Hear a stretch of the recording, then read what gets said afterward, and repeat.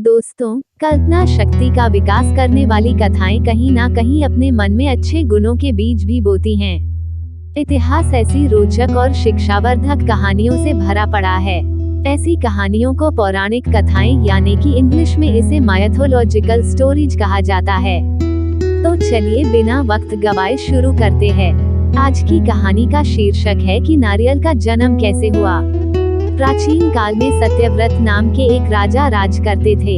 वह प्रतिदिन पूजा पाठ किया करते थे। उनके पास किसी भी चीज की कमी नहीं थी।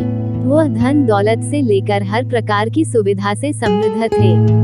हालांकि इसके बावजूद भी राजा की एक अभिलाषा थी जिसे वह पूरी करना चाहते थे। दरअसल राजा सत्यव्रत को किसी प्रकार से स्वर्गलोक जाने की इच्छा थी। वो अपने जीवन में कम से कम एक बार स्वर्गलोक के सौंदर्य को देखना चाहते थे, लेकिन उन्हें इसका मार्ग नहीं पता था। इधर दूसरी तरफ ऋषि विश्वामित्र अपनी तपस्या के लिए घर से बाहर निकले। चलते चलते वह अपनी कुटिया से काफी आगे चले गए थे।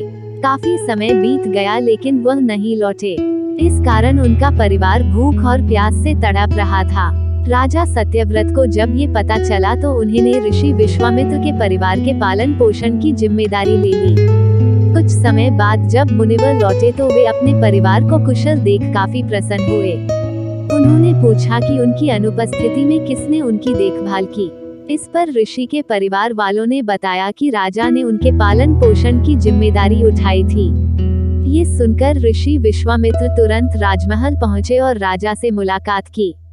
वहां पहुंचकर उन्होंने सबसे पहले महाराज को धन्यवाद कहा। इस पर राजा ने ऋषि अपनी इच्छा पूर्ण होने का आशीर्वाद मांगा। राजा की बात सुनकर ऋषि विश्वामित्र ने कहा, बोलिए महाराज, आपको क्या वरदान चाहिए। तब महाराज ने कहा, हे मुनि, मुझे एक बार स्वर्गलोक के दर्शन करने हैं। कृपया करके मुझे वहां जाने का वरदान दें। राजा की प्रार्थना सुनकर ऋषि विश्वामित्र ने एक ऐसा रास्ता बनाया जो स्वर्गलोक की ओर जाता था।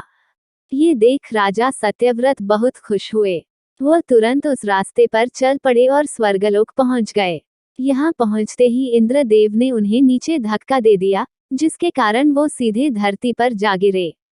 राजा ने सत्यव्रत ने तुरंत सारी घटना ऋषि विश्वामित्र बताई। राज की बात सुनकर ऋषि विश्वामित्र गुस्से से आग बबूला हो उठे।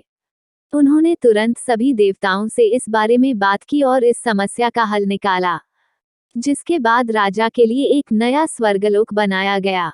नए स्वर्गलोक को पृथ्वी और देवताओं के स्वर्गलोक के बीचों बीच स्थापित किया गया था, ताकि किसी को परेशानी न हो।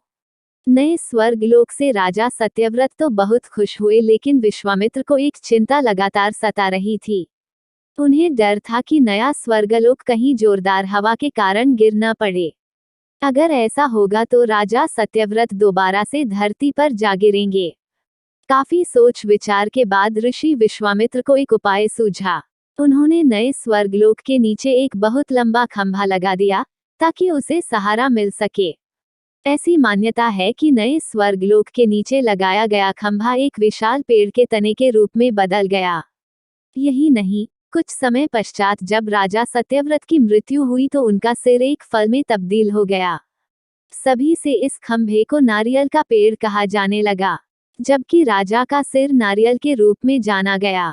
यही कारण है कि नारियल का पेड़ इतना लंबा होता है।